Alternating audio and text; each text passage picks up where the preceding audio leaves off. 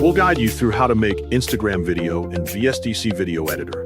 Quick disclaimer, you need to follow this step-by-step guide carefully, because skipping a step will affect your final result.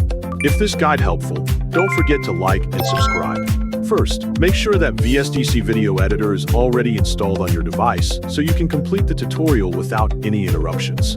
Double-click the application to open it. Select the Import Content option to create a new editing project. Choose the video that you want to use, then click the Open button to import it into the workspace. A prompt will appear asking whether you want to use the project settings from the imported file. Click Yes to apply the recommended settings. Next, change the project title to How to Make Instagram Video in VSDC Video Editor. Click the resolution drop-down and leave the default setting because it will be changed later during the editing process.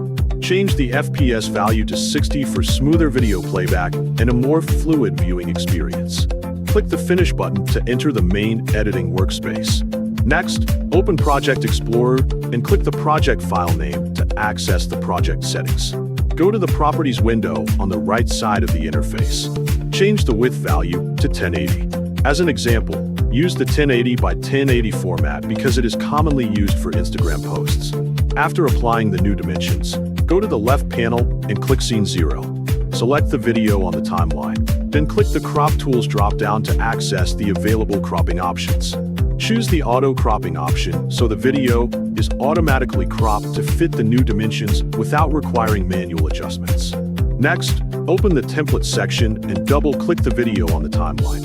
As an example, apply the 𝗟𝗶𝗞𝗘 style for a more attractive visual appearance.